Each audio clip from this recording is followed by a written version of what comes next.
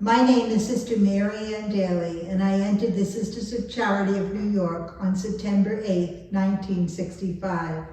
I have the pleasure of reading the 5th Pioneer Sister story featuring Sister Mary Angela Hughes, A Life of Devotion, Leadership, and Legacy.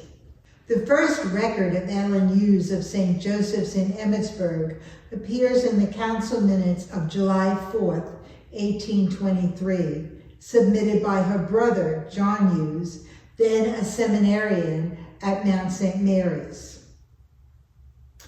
Mr. John Hughes, a student at the Mountain, proposed his 2 sisters to be admitted among the boarders for a short time on reasonable terms. The council's response was cautious but open. The 2 sisters could stay for 3 months, and if they showed a desire to join the community, the usual entrance terms would be waived. Ellen, age 16, and Margaret, age 14, had only recently arrived from Ireland and were living in Chambersburg, Pennsylvania, where their father and brother had settled. John's sense of propriety meant his sisters were enrolled not as charity students, but as paying boarders. Ellen quickly fell in love with the spirit of St. Joseph's. When her 3-month stay ended in December, the council acknowledged her sincerity and allowed her to continue her studies at no cost as she prepared for religious life. Alongside 3 companions, she petitioned for entrance in 1824 and a year later was accepted. On March 11, 1825, Ellen entered the community and soon was received as Sister Mary Angela. Missioned to Frederick, Maryland in 1826, she came under the guidance of 2 legendary figures, Sister Margaret George, her local superior, and Father John McElroy, S.J., a renowned retreat master and pastor. There, in a modest school that drew both Catholic and Protestant students, she learned the essentials of leadership, pluralism, and service. She professed her vows in 1828. After 6 fruitful years in Frederick, Angela was sent to Cincinnati in 1832, then reeling from a cholera epidemic that had taken the life of its bishop. A year later, she was missioned to St. Louis, where the Sisters of Charity had responded to another cholera outbreak. The city, still recovering, was overrun with orphans. The Religious of the Sacred Heart initially managed the girls' orphanage. The pressing need for a boys' asylum prompted a second mission. Sister Angela was chosen to develop and manage a new orphanage on a piece of land known as vide poche, French for empty pocket. There she single-handedly founded and ran the boys' orphanage, serving a growing, diverse, and orphan transient population. Sister Angela thrived in St. Louis. She recalled the vitality of the city's people, the grandeur of the cathedral liturgies with great fondness. For my part, I have not met with such since I left them. They are the nearest and dearest to me still. When the Sisters of St. Joseph arrived from France in 1837, it was Sister Angela who welcomed and supported them. Eventually, the Sisters of Charity turned over the vide poche property, helping to establish the now thriving Sisters of St. Joseph of Carondelet.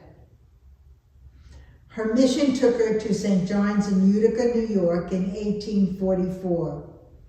The harsh climate and unfamiliar companions did not dampen her generous spirit.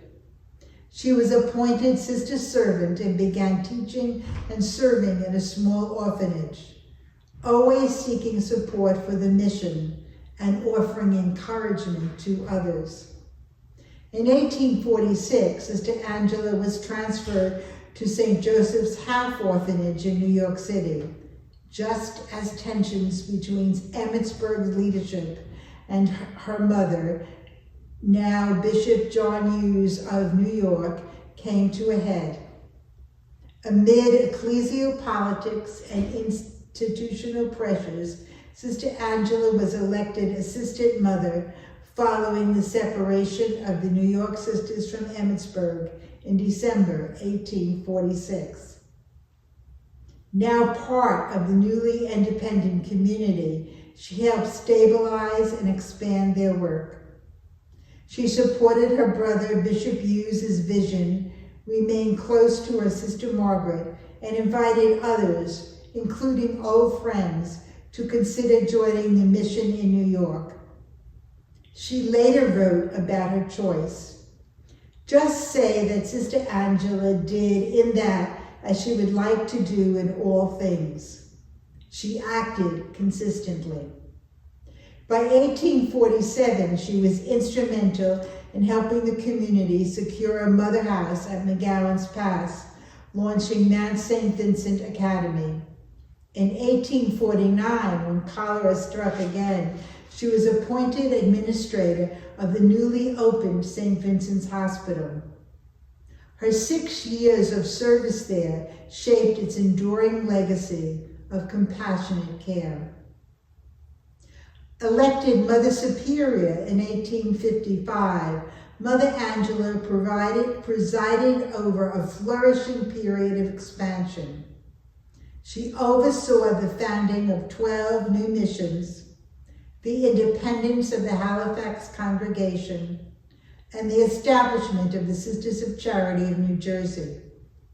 Known for her fairness, warmth, and business savvy, she nurtured confidence and unity within the community. Perhaps her most defining act of leadership was the acquisition of Edwin Forrester's Fonthill estate. When city plans threatened the sisters' property at McGowan Pass, she pursued a new site, Mount St. Vincent on the Hudson. Her strategic negotiations and vision secured the land in 1857. After the purchase, she placed a statue of Our Lady above the fireplace, declaring her Lady and Mistress of this place. Re-elected in 1858, she oversaw the transition to the new mount and continued to guide the congregation through a time of both growth and sorrow. After her second term, she returned to St. Vincent's Hospital, serving with humility until her health declined. She died in September 1866, just 2 years after her beloved brother. Her funeral reflected her stature, and she was buried at Mount St. Vincent under a cross she had originally designed for Mother Elizabeth Boyle. Sister Angela Hughes lived a life of devotion, tempered by hardship and graced with extraordinary leadership. Through every mission, challenge, and transition, she remained faithful to her vocation and her family, both by blood and by religious bond. Her legacy endures in every ministry she touched and in the lives of the sisters who follow her path. Thank you for joining me. I hope you'll come back to our YouTube channel to learn about our other pioneer sisters.